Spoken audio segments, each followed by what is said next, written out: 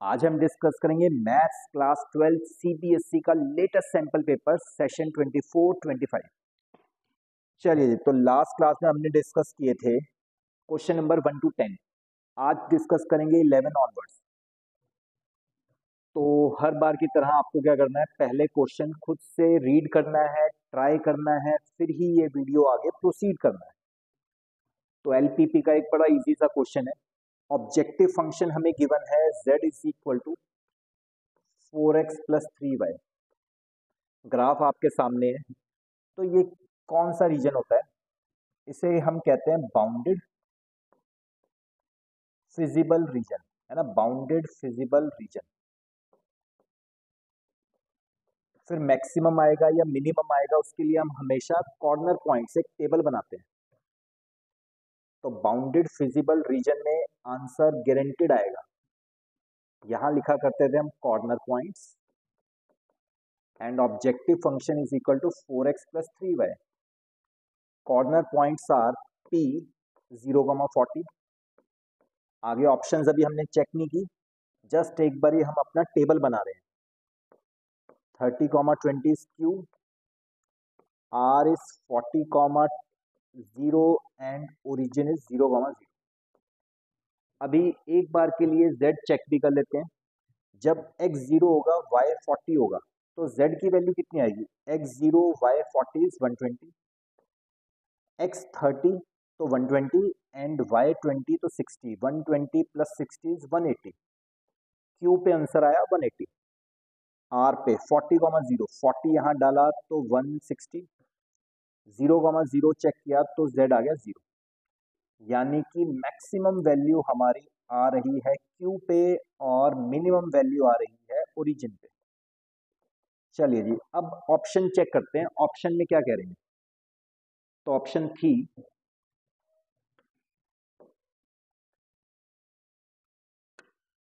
Option जो थी हमारे पास, कहते हैं maximum value of z is at r। 40,0 पे कहते हैं मैक्सिमम है, जबकि ऐसा तो नहीं था। 40,0 पे तो 160 था, मैक्सिमम नहीं था। सेकंड ऑप्शन कहते हैं maximum value of z is at q 30,20। तो ये ही सही आंसर है ना, यही सही आंसर है। क्योंकि अभी अभी हमने चेक किया था कि q पे आंसर जो आ रहा है वो मैक्सिमम आ रहा है। आगे टाइम वेस्ट नहीं करना, सी और डी ऑप्शन हमें पढ़नी भी नहीं है। अगर आप पढ़ेंगे तो भी इस टेबल से आंसर निकल रहा है ना। तो अगर आप आगे सी और डी ऑप्शन देखते हैं तो यहाँ से फाइंड आउट कर सकते हैं कि ऑप्शन बी ही करेक्ट आंसर है, कि भाई मैक्सिमम जो आंसर होगा वो क्यू पे होगा। मैक्सिमम जो आंसर है वो क्यू पे है। चलिए, तो इस क्वेश्चन का आंसर हो गया ऑप्शन बी। नेक्स्ट आगे प्रोसीड करते हैं। आज का next question, question number 12। Integration का बहुत ही अच्छा क्वेश्चन है। तो हमें कहा गया है कि एक्स क्यूब 1 प्लस एक्स 4 इसको सॉल्व करना है। तो स्टूडेंट्स, इसमें ना एक ट्रिक है कि हमें इसमें x की कोई पावर कॉमन लेनी है। जो x की सबसे बड़ी पावर है वो कॉमन ले लो, जो x की सबसे बड़ी पावर है वो कॉमन ले लो। तो ये हमारे पास क्या बनता है, dx अपॉन एक्स क्यूब। यहां से हमने x की पावर 4 कॉमन लिया, तो 4 कॉमन आया, 1 में से कॉमन आया तो ये बन गया x की पावर 4, एंड x की पावर 4 में से x की पावर 4 कॉमन आया तो ये बन गया 1। Whole under root, whole under root. चलिए फिर, एनसीईआरटी एक्सरसाइजेज में ऐसे ऐसे क्वेश्चन गिवन है, मिसलेनियस में भी ऐसा क्वेश्चन गिवन है। अब ये x4 जब अंडर रूट से बाहर आएगा, x4 जब अंडर रूट से बाहर आया तो बन गया x square. X square x cube से मल्टीप्लाई हुआ तो x5, और हमारे पास और क्या बच गया, 1 अपॉन एक्स की पावर 4 प्लस 1 का अंडर रूट। साइड पे लाइन लगा के 1 अपॉन एक्स की पावर 4 प्लस 1 को हमेशा डाला करते थे t, डिफ्रेंशिएट बोथ साइड। तो 1 अपॉन एक्स की पावर 4 की डिफ्रेंशिएशन इज -4 अपॉन एक्स की पावर 5, 1 की डिफ्रेंशिएशन 0, t की dt by dx। So dx is minus x की पावर 5 अपॉन 4 dt। जैसे ही आप dx की जगह ये वाली वैल्यू रखते हो तो x की पावर 5 से x की पावर 5 कट हो जाएगा और क्या बचेगा हमारे पास, -1/4 dt अपॉन t की पावर हाफ। तो -1/4 टी की पावर हाफ की इंटीग्रेशन जब ऊपर जाएगा तो -½ +1 -½ +1 प्लस सी, देन -1/4 पहले से था, -1/4 पहले से था, और ये क्या आया, 1 - ½ इज हाफ, एंड ऊपर कितना आया √t, नीचे कितना आया हाफ, प्लस सी रिप्लेस टी, है ना, 1 - ½ इज हाफ, 2 से 4 कट, तो ये कितना आया हमारे पास, -1/2 √t, टी कितना था, टी हमें क्वेश्चन में गिवन है 1/x की पावर 4 + 1 प्लस सी। जस्ट अब आपको ऑप्शन फाइंड आउट करनी है कि कौन सी ऑप्शन बेस्ट फिट है। तो x की पावर 4 एलसीएम लिया, 1 + x की पावर 4 अपॉन x की पावर 4, लास्ट स्टेप -1/2 x की पावर 4 अंडर रूट से बाहर आया तो x² एंड 1 + x की पावर 4 प्लस सी। चलिए देखिए कौन सा बेस्ट फिट है, तो option A he best fit है। तो इस क्वेश्चन का सही आंसर क्या था, ऑप्शन ए। बहुत अच्छा एक इंटीग्रेशन का 1 मार्क के लिए क्वेश्चन था, इंपॉर्टेंट था, ऐसा एनसीईआरटी में भी गिवन है। चलिए जी आगे बढ़ते हैं, आज का क्वेश्चन नंबर 13, अगेन इंटीग्रेशन का क्वेश्चन है। 0 से 2 पाए कोसिकेंट 7x, 0 से 2 पाए कोसिकेंट 7x।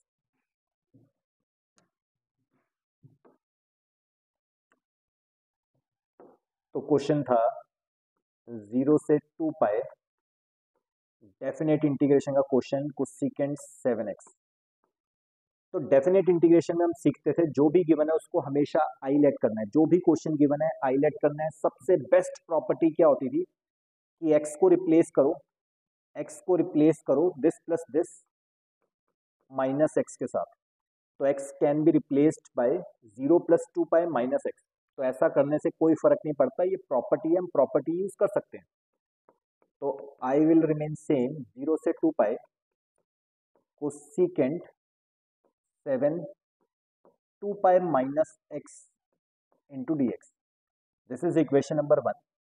Now 2 पाई -x, कोसिकेंट 2 पाई -x क्या होता है, cosecant 2 pi -x is minus cosecant x, है ना। कोसिकेंट 2 पाई -x कितना होता है, minus cosecant x, minus cosecant x की पावर 7 इज, है ना, माइनस कोसिकेंट x की whole power 7 is minus cosecant की पावर 7, ये। तो ये हमारे पास आ गई इक्वेशन नंबर 2। तो जो गिवन है इक्वेशन नंबर 1, प्रॉपर्टी लगाई, प्रॉपर्टी लगाने के बाद अगर कुछ भी चेंज आता है तो हमेशा एडिंग 1 एंड 2, कुछ भी अगर चेंज आता है तो ऑलवेज एडिंग 1 एंड 2।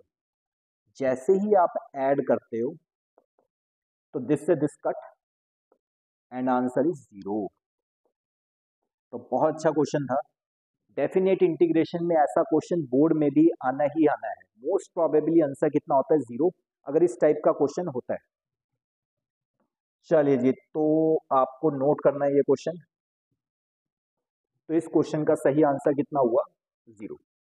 नेक्स्ट आगे करते हैं, आज का question number 14। What is the general solution of the differential equation e की पावर dy बाई dx। तो e की power dy by dx is equal to x। तो पहले स्टेप में लॉग लेना ही लेना है, जो भी फंक्शन पावर में है उसको नीचे उतारने का तरीका क्या है, टेकिंग लॉग बोथ साइड। जैसे ही आप लॉग लेते हो तो dy बाई dx आगे आएगा और यहाँ बचेगा log e is equal to log x। log e to the base e always 1 होता है, 1। तो dy बाई dx कितना आया, खाली log x।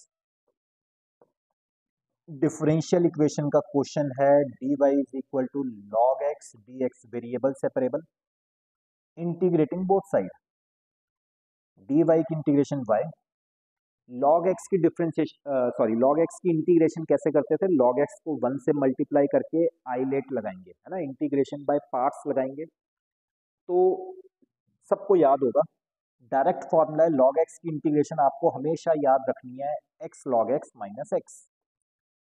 कैसे आई लॉग एक्स की इंटीग्रेशन? इंटू 1 करके आइलेट लगाएंगे, यानी कि इंटीग्रेशन बाय पार्ट्स। चलिए जी, तो इस क्वेश्चन का आंसर कितना आ गया, चेक करिए कोई ऑप्शन है तो। y is equal to x log x minus x plus c, सही बात है, ऑप्शन बी। चलिए जी, नेक्स्ट करते हैं आज का क्वेश्चन नंबर 15। इनवर्स ट्रिग्नोमेट्री का क्वेश्चन है, बहुत ही अच्छा क्वेश्चन है। तो इनवर्स ट्रिग्नोमेट्री का क्वेश्चन है, बहुत ही शानदार question. The graph drawn below, तो ये ग्राफ किसका ग्राफ है? ये चार हमारे पास है। तो डोमेन रेंज के ऊपर क्वेश्चन है, बिल्कुल फिट बैठता है 1 मार्कर। तो साइन इनवर्स एक्स की डोमेन रेंज क्या होती थी, कॉस इनवर्स एक्स की क्या होती थी? तो क्लियरली ग्राफ से देख के पता लग रहा है डोमेन है -1 से 1 के अंदर। तो इस ग्राफ की जो डोमेन है, एक्स की वैल्यू जो है वो -1 से 1 है। डोमेन गिवन है -1 से 1, तो कोसिकेंड नहीं हो सकता। इसकी डोमेन होती थी 1 या 1 से बड़ी, -1 से छोटी। कॉट नहीं हो सकता क्योंकि इसकी डोमेन होती है -∞ से इंफिनिटी कुछ भी। तो दो ऑप्शन कट होगी, इन दोनों की सेम डोमेन होती है, साइन इनवर्स एक्स की, कॉस इनवर्स एक्स की, दोनों की डोमेन सेम होती है -1 से 1 के लिए। अब रेंज के ऊपर चलते हैं। रेंज हमें गिवन है 0 से पाए, है ना, ये रेंज गिवन है 0 से पाए। तो रेंज 0 से पाए कॉस इनवर्स की होती है, साइन की नहीं होती। साइन की रेंज कितनी होती है? -π/2 से π/2। एंड कॉस इनवर्स एक्स की रेंज कितनी होती है? 0 से पाए। चलिए जी, तो हमने ऑप्शन नेगेट करी कि सी नहीं हो सकता, डी नहीं हो सकता, ए नहीं हो सकता, तो बेस्ट फिट आंसर क्या है? Option B. आगे बढ़ते हैं, बहुत अच्छा क्वेश्चन था question number 15। Next is question number 16, आज की क्लास का बेस्ट क्वेश्चन। तो अगेन एलपीपी का क्वेश्चन है। एलपीपी में बहुत सारी टाइप्स की थी हमने। एलपीपी में जब हमने क्लास में डिस्कस किया था, बहुत सारी टाइप्स की थी। सबसे पहले बाउंडेड फिजिबल रीजन था, जिसके ऊपर क्वेश्चन अभी पहले आया, है ना। एक होता है अनबाउंडेड, तो ये अनबाउंडेड के ऊपर है। तो अनबाउंडेड में आंसर आ भी सकता है और नहीं भी आ सकता। ये रीजन हमारे पास जो है वो है अनबाउंडेड। जो एलपीपी में सबसे डिफिकल्ट टाइप जो स्टूडेंट्स को लगती है वो यही है, अनबाउंडेड फिजिबल रीजन। तो इसमें आंसर आ भी सकता है और नहीं भी आ सकता। चलिए देखते हैं कैसे। तो कहते हैं corresponding objective function is this which has to be minimized. तो हमें इसको मिनिमाइज करना है ना, तो ऑब्जेक्टिव फंक्शन की वैल्यू मिनिमम हमें करनी है। चलिए जी, ट्राई करते हैं। तो मिनिमम वैल्यू कहते हैं अगर आंसर आएगा तो कॉर्नर पॉइंट पे ही आएगा। जैसे कि आप ग्राफ में देख पा रहे हैं, एक कॉर्नर पॉइंट, एक कॉर्नर पॉइंट और एक कॉर्नर पॉइंट। और ये जो ग्राफ है ये कैसा है? अनबाउंडेड, बंद हो नहीं रहा, बट फिजिबल तो है, फिजिबल रीजन है। तो अगर आंसर आएगा तो कॉर्नर पॉइंट पे आएगा। हमें वो भी चेक करने की जरूरत नहीं है, क्योंकि उन्होंने खुद क्वेश्चन में गिवन है कि ऑब्जेक्टिव फंक्शन की वैल्यू मिनिमम 134 है, और कहाँ पे है? 3,8 पे। 3,8 पे कहते हैं मिनिमम आंसर ऑलरेडी आ चुका है, 18x + 10y।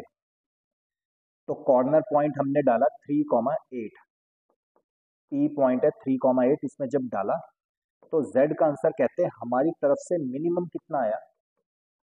54 + 80 यानी कि 134। अब पता नहीं ये आंसर हो भी सकता है या नहीं भी हो सकता, तो हम कैसे चेक करते थे? तो थ्योरी कहती थी कि z का आंसर आप ट्राई करो 134 से भी छोटा निकालने का। हमने तो अपना आंसर कॉर्नर पॉइंट से निकाल दिया कि 3,8 पे मिनिमम आंसर ये आ रहा है, बट ये सच में आंसर है या नहीं है ये कैसे पता लगता है? तो हम ट्राई करते हैं इसका आंसर 134 से भी छोटा फाइंड आउट करने के लिए। तो हमने ले लिया लेट ये फंक्शन ले लिया, इसका ग्राफ ड्रॉ करते हैं, इसकी एक लाइन ड्रॉ करते हैं, है ना, इसके लिए एक लाइन ड्रॉ करते हैं। वो लाइन ये रही, वो लाइन हमेशा डॉटेड दिखाते हैं, तो डॉटेड दिखा भी दी। अब इस लाइन का कोई भी पोर्शन, कोई भी हिस्सा अगर अनबाउंडेड फिजिबल रीजन में से पास करता तो हम बोलते इस क्वेश्चन का नो सोल्यूशन, इसका सोल्यूशन आ ही नहीं सकता। लेकिन फिलहाल अभी क्या है कि इस लाइन का कोई भी हिस्सा अनबाउंडेड फिजिबल रीजन के अंदर लाए नहीं कर रहा, जस्ट ये इसी पॉइंट को टच करते हुए निकल गया। तो अगर हमारी लाइन का जस्ट एक पॉइंट इससे टच कर रहा है तो इस क्वेश्चन का आंसर वही है जो हमारा आंसर था, यानी कि 3,8 पे 134 मिनिमम आंसर है। लेकिन अगर इस शेडिंग का कोई भी हिस्सा इस शेडिंग के साथ कॉमन आ रहा होता, फिर इसका आंसर होता है नो सोल्यूशन। फिलहाल इस शेडिंग का कोई भी पॉइंट, कोई भी रीजन, पोर्शन टच नहीं हो रहा इस रीजन के साथ, तो इस क्वेश्चन का आंसर क्या बन गया, जो भी हमने निकाला था 3,8 वॉज द सोल्यूशन। तो यस, यही आंसर है। चलिए चेक करते हैं ऑप्शन में क्या कहते हैं।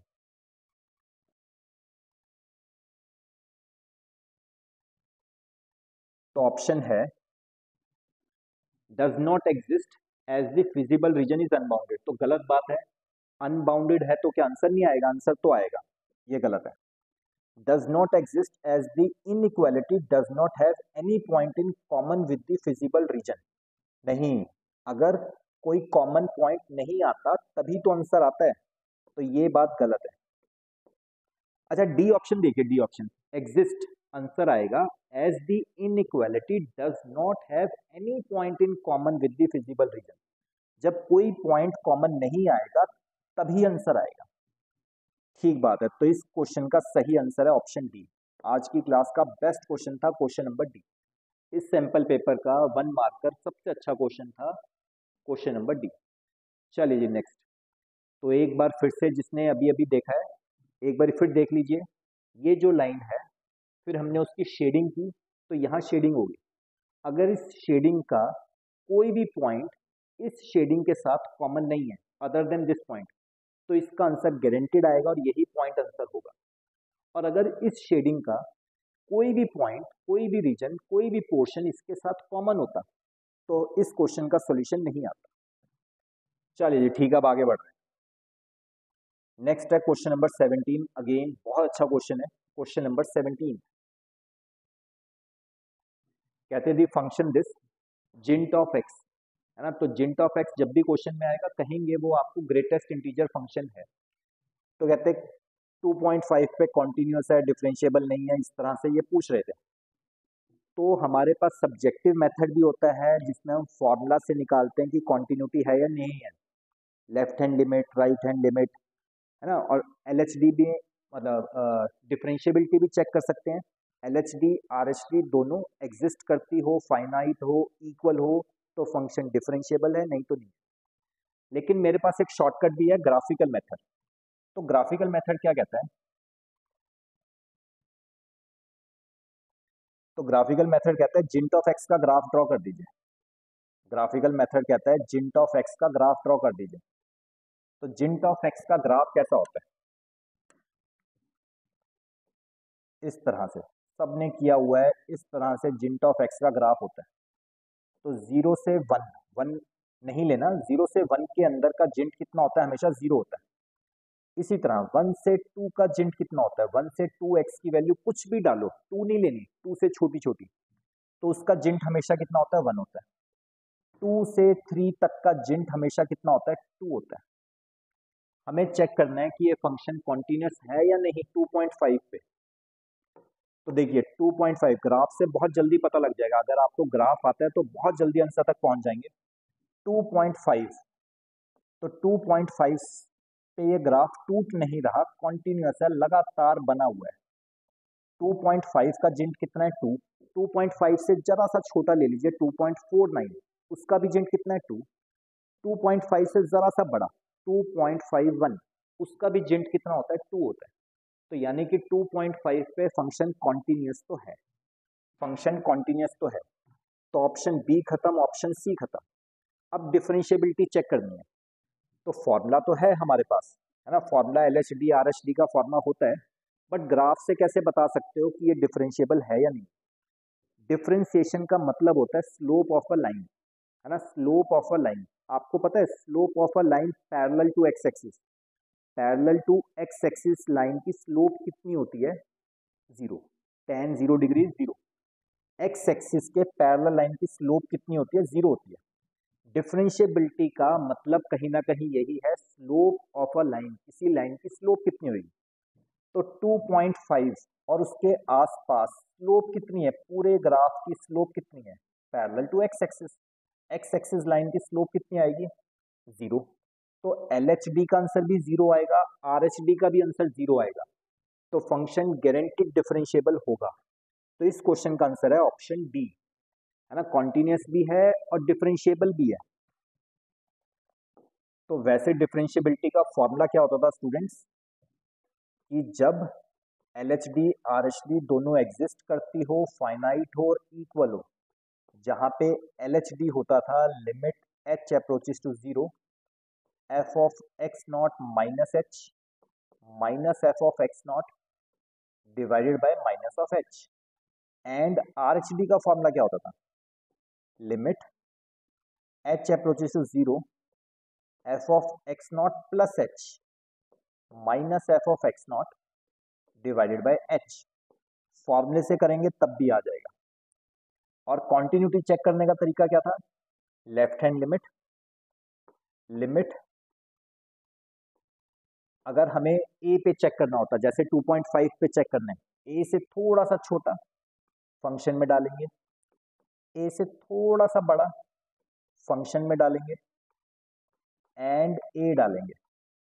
तो तीनों पे अगर बराबर है तो कॉन्टिन्यूस है, अगर तीनों में से कोई भी एक बराबर नहीं है तो डिसकॉन्टिन्यूस।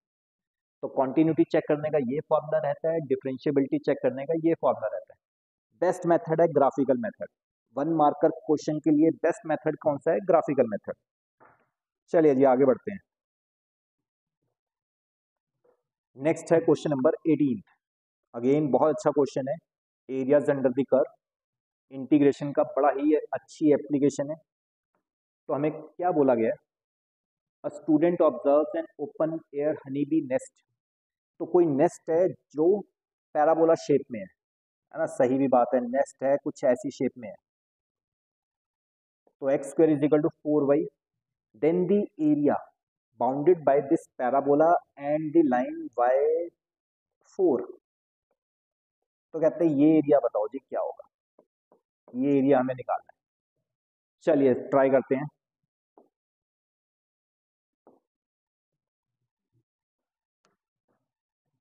तो x square is equal to 4y and the line y is equal to 4 के बीच में आपको एरिया निकालना है। तो x square is equal to 4y, ये ग्राफ हो गया हमारा x square is equal to 4y का। y1 y2 y3 y4, हमें ये एरिया निकालना है। बेस्ट है अगर आप y एक्सिस के ऊपर एरिया निकाल लो, ये एरिया निकाल के मल्टीप्लाई 2 टाइम्स कर देंगे तो ये एरिया भी आ जाएगा। चलिए ठीक। तो ये पॉइंट हमें नजर आ रहा है 0 0, एंड ये पॉइंट हमें y एक्सिस के ऊपर x coordinate guaranteed 0, and y तो आपको गिवन ही है कि ये line y is equal to 4 की है। तो लिमिट्स हमें मिल गए। y एक्सिस के ऊपर एरिया कैसे निकालते हैं? x dy से। y एक्सिस के ऊपर एरिया कैसे निकालते हैं? हमेशा x dy, लिमिट्स y की 0 से 4।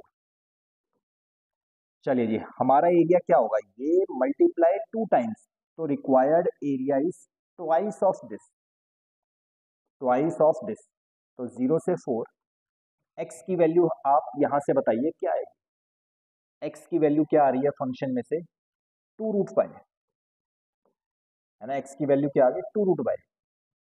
चलिए 2 निकल के बाहर आया, 4 रूट वाई की इंटीग्रेशन हाफ प्लस 1 3/2 3/2, लिमिट्स 0 से 4, ये 3/2, ये बना जी 8/3 y की पावर 3/2 की लिमिट्स 0 से 4।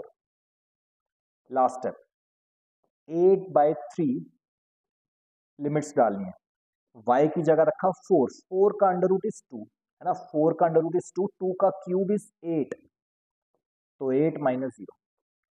इस क्वेश्चन का आंसर आ गया 64/3 स्क्वायर यूनिट्स। चेक करते हैं 64/3 स्क्वायर यूनिट्स।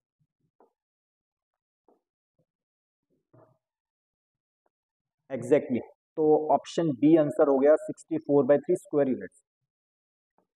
चलिए ये तो इजी क्वेश्चन था। एक क्वेश्चन नंबर 18 बहुत अच्छे क्वेश्चन है। असर्शन रीजन ABCD 4 ऑप्शन है, ध्यान रखना, पहले भी हमने डिस्कस किया है।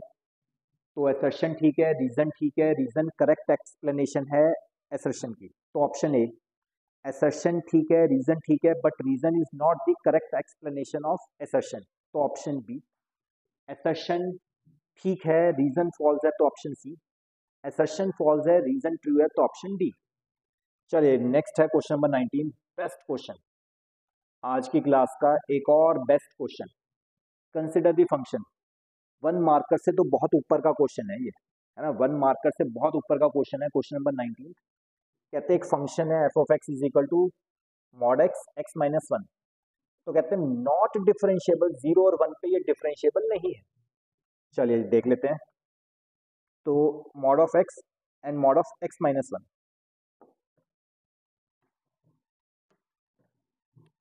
क्वेश्चन था f of x is equal to mod of x and mod of x minus 1, differentiability check करनी है हमें 0 एंड 1 पे। चलिए जी तो ठीक, 0 और 1 पे चेक करनी है डिफरेंशिएबिलिटी। वैसे भी मॉड एक्स खुलने के चांसेस कहाँ हैं? इस मॉड एक्स में जो एक्स होता है उसको एक बार ही 0 डाल दीजिए। इस वाले मॉड एक्स में जो है एक्स माइनस 1 को 0 पुट करिए तो एक्स कितना आ गया 1। तो यानी कि ये फंक्शन टूटने के या बदलने के चांसेस है 0 एंड 1 पे। तो 0 से छोटा ये फंक्शन क्या होगा, 0 से 1 ये फंक्शन क्या होगा, 1 से बड़ा ये फंक्शन कैसा होगा, ये हमें पता करना है। ठीक, तो 3 इंटरवल्स बनेंगे। सबसे पहले 0 से छोटे के लिए फंक्शन कैसा बिहेव करेगा, फिर 0 से बड़े और 1 से छोटे के लिए फंक्शन कैसा बिहेव करेगा, फिर 1 या 1 से बड़े के लिए ये फंक्शन कैसा बिहेव करेगा। मॉड के बारे में सबको पता होगा कि मॉड का फाइनल आंसर हमेशा पॉजिटिव आता है ना, फाइनल आंसर।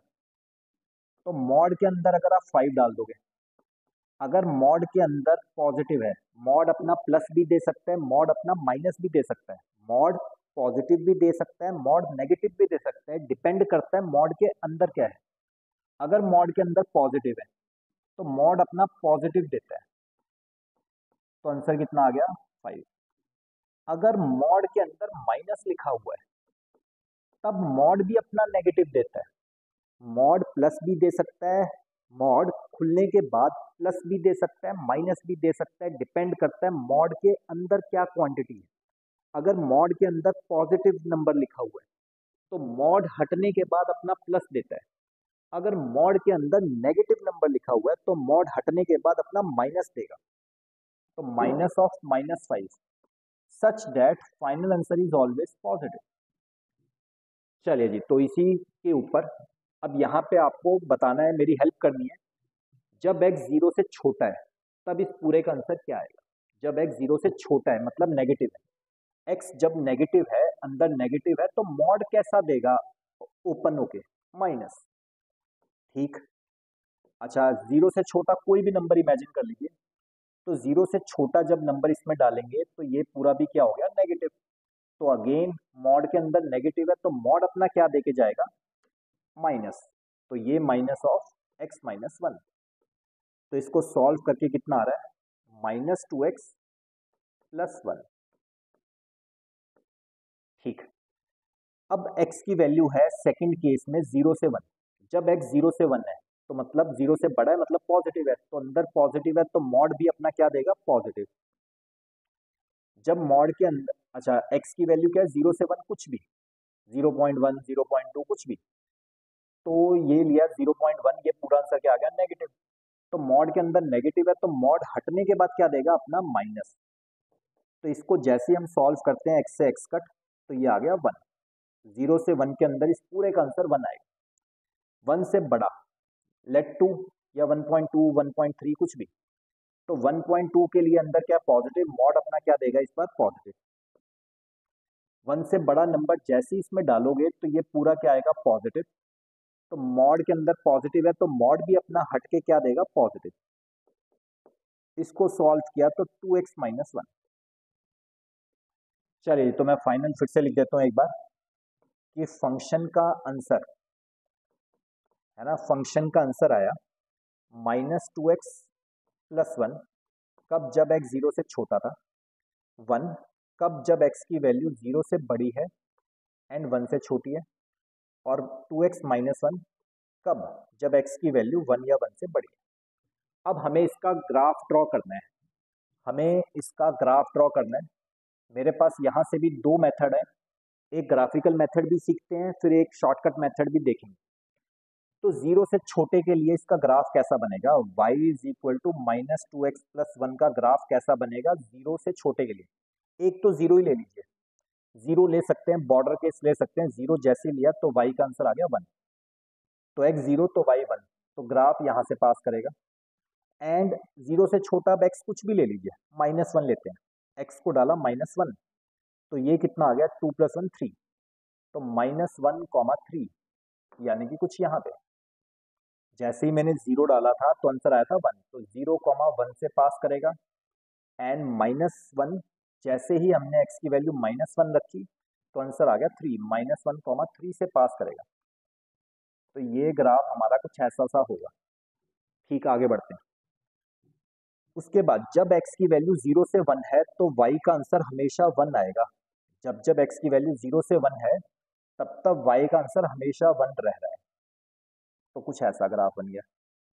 अच्छा, फिर उसके बाद जब x की वैल्यू 1 से बड़ी है, जब x की वैल्यू 1 से बड़ी है तो ग्राफ हमें ड्रॉ करना है इसका, जब x की वैल्यू 1 या 1 से बड़ी है। तो जैसे ही हम 1 लेते हैं, x लिया 1 तो y भी आ गया 1, तो ग्राफ यहाँ से पास करेगा।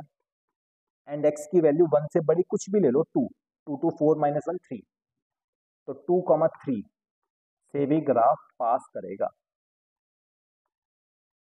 तो आप फॉर्मूले में भी डाल सकते हो अब, है ना, हमें डिफरेंशिएबिलिटी चेक करनी है तो आप फॉर्मूले में भी डाल सकते हो। फिलहाल एक शॉर्टकट क्या है, ग्राफ से जिस भी ग्राफ में शार्प एजेस आएंगे, जिस भी ग्राफ में शार्प एजेस होती है वहां पे फंक्शन नॉन डिफरेंशिएबल होता है। तो शार्प एजेस कहाँ आई, एक इस पॉइंट पे और इस पॉइंट पे, तो दोनों ही पॉइंट्स पे फंक्शन नॉन डिफरेंशिएबल होगा। यानी कि 0 पे, x 0 पे और x 1 पे फंक्शन क्या होगा, नॉन डिफरेंशिएबल होगा। बेस्ट मेथड तो यही है कि शार्प एजेस पे फंक्शन हमेशा नॉन डिफरेंशिएबल होता है, स्मूथ एजेस पे नहीं होता। शार्प एजेस पे फंक्शन हमेशा नॉन डिफरेंशिएबल होता है। मोर ओवर, आप अगर फॉर्मूले से जाना चाहो तो ऐसे भी जा सकते थे, इसको डिफरेंशिएट कर दो तो -2, इसको डिफरेंशिएट कर दो तो 0, तो LHD का आंसर ये आएगा, RHD का आंसर ये आएगा, दोनों बराबर नहीं है तो फंक्शन नॉन डिफरेंशिएबल हो गया 0 पे। अब 1 पे चेक करते हैं, 1 के लिए इसको डिफरेंशिएट कर दो तो 2 आ रहा है, इसको डिफरेंशिएट करोगे अगेन तो 0 आ रहा है। तो ये फंक्शन अगेन नॉन डिफरेंशिएबल है 1 पे। 1 की RHD का आंसर 2 आएगा, 1 की LHD का आंसर 0 आएगा। तो अगेन फंक्शन कैसा होगा, नॉन डिफरेंशिएबल होगा। ये शॉर्टकट मेथड था, ये प्रॉपर मेथड है कि ग्राफ से भी आप कर सकते हैं। चलिए जी, तो बेस्ट क्वेश्चन था आज की क्लास का, असर्शन रीजन, क्वेश्चन नंबर 19। तो आंसर क्या बनता है, तो कहते हैं फंक्शन नॉन डिफरेंशिएबल है, सही बात है, ये ट्रू है। अच्छा, सपोज रीजन क्या दिया हुआ है कि भाई कोई फंक्शन अगर कॉन्टिन्यूस है तो उसी रीजन में कोई सी पॉइंट होगा, वहां पे फंक्शन डिफरेंशिएबल होगा कि नहीं होगा कैसे पता लगेगा, है ना, वहां पे फंक्शन डिफरेंशिएबल होगा या नहीं होगा कैसे पता लगेगा। Function is not differentiable if LHD is not equal to RHD। तो अगर LHD RHD बराबर नहीं है तो फंक्शन नॉन डिफरेंशिएबल होगा। तो ये भी बात सही है, ये भी ट्रू, ये भी ट्रू। और यही रीजन लगा के हमने ये चेक किया था कि ये फंक्शन डिफरेंशिएबल नहीं है, LHD और RHD का आंसर सेम नहीं आया था। तो यानी कि इस क्वेश्चन का आंसर क्या बनता है, ऑप्शन ए, है ना, कि असर्शन भी ठीक है, रीजन भी ठीक है, और रीजन जो है असर्शन का सही एक्सप्लेनेशन है। तो इस क्वेश्चन का आंसर क्या बनता है, ऑप्शन ए। चलिए जी आगे बढ़ते हैं। आज का लास्ट क्वेश्चन, क्वेश्चन नंबर 20। तो सीकेंट का फंक्शन सीकेंट एक्स कहते हैं, वन वन फंक्शन नहीं है डोमेन के अंदर। चलिए जी, तो इसका मैं बेस्ट मेथड बताता हूं आपको कैसे चेक करते हैं one one many one graphically. Graphs best होते हैं वन मार्कर क्वेश्चन के लिए। तो आपको ना क्या करना है, सीकेंट एक्स का ग्राफ ड्रॉ कर लेना है। तो कोई फंक्शन लेना है, f of x is equal to secant x. Secant x का ग्राफ ड्रॉ करना है। सीकेंट एक्स होता है कॉस एक्स का रेसिप्रोकल, है ना। कॉस एक्स का उल्टा क्या होता है, सीकेंट एक्स। तो कॉस 0 पे 1 होता है एंड कॉस 90 डिग्री पे नॉट डिफाइंड हो जाता है। कॉस 90 डिग्री पे कितना होता है, 0। तो सीकेंट 90 पे क्या होगा, नॉट डिफाइंड। तो सीकेंट 90 को टच नहीं करेगा। तो हमने अगर तो सीकेंट जो होता है -1 या -1 से छोटा एंड 1 या 1 से बड़ा, 1 या 1 से बड़ा, एंड सीकेंट का ग्राफ -90 डिग्री और 90 डिग्री को टच नहीं करेगा। तो +1 में पढ़ा करते थे सीकेंट का ग्राफ कुछ इस तरह से बनता है ना। सीकेंट का ग्राफ कुछ इस तरह से बनता है। इसी तरह अगर और बनाना है आपको, तो सीकेंट का ग्राफ कुछ इस तरह से बनता है। सीकेंट का ग्राफ अगर यहां पे भी हम ड्रॉ करते हैं 3π/2, तो सीकेंट का ग्राफ 90 डिग्री को टच नहीं करेगा। चलिए, तो सीकेंट का ग्राफ तो हमने ड्रॉ कर लिया। कोई फंक्शन वन वन है या मैनी वन है, कैसे चेक करते थे, हॉरिजॉन्टल लाइन टेस्ट से चेक करते थे। हॉरिजॉन्टल लाइन टेस्ट क्या कहती है, कहीं पे भी ग्राफ के ऊपर एक लाइन ड्रॉ करो हॉरिजॉन्टल, अगर वो ग्राफ को एक से ज्यादा पॉइंट पे कट करता है तो वो फंक्शन मैनी वन है। एक ही जगह कट करेगा तो वो फंक्शन वन वन होगा। तो यहाँ हॉरिजॉन्टल लाइन टेस्ट, तो मतलब कि x की दो वैल्यूज पे, है ना, तो मैनी वन फंक्शन क्यों हुआ, x की दो वैल्यूज पे सेम y का आंसर आ रहा है। तो x की दो वैल्यूज पे y का आंसर सेम आ रहा है, तो ये फंक्शन कैसा हो गया, मैनी वन फंक्शन हो गया। चलिए जी ठीक। तो हम अब अपने आंसर की तरफ आते हैं। तो क्वेश्चन में गिवन था कि secant x one one function नहीं है। बिल्कुल सही बात है कि secant x one one function नहीं है। तो एसर्शन ठीक हो गई। कैसे पता किया, एक लाइन ड्रॉ की y इज इक्वल टू 2, है ना, एक line horizontal y is equal to 2 draw की हमने। तो उसने फंक्शन को एक जगह से ज्यादा पॉइंट्स पे कट किया, तो हमें पता लग गया कि ये फंक्शन जो है वन वन नहीं है, मैनी वन है। तो ठीक बात है। इसी की हेल्प से हमने चेक किया, तो y इज इक्वल टू 2 से ही हमने चेक किया था कि ये ग्राफ जो है, ये फंक्शन जो है वन वन नहीं है, मैनी वन है। तो ठीक है, तो एसर्शन भी ठीक है, रीजन भी ठीक है, और रीजन जो है एसर्शन का करेक्ट एक्सप्लेनेशन है। तो इस क्वेश्चन का भी आंसर क्या बनता है, ऑप्शन ए। नेक्स्ट टाइम आपको क्या करना है, सैंपल पेपर आगे सॉल्व करना है, फिर से डिटेल सोल्यूशन के लिए ये वीडियो आगे प्रोसीड करना है। Thank you guys, thank you so much. If you like our video, please press the like button and keep sharing your this video with your friends. Bye, take care.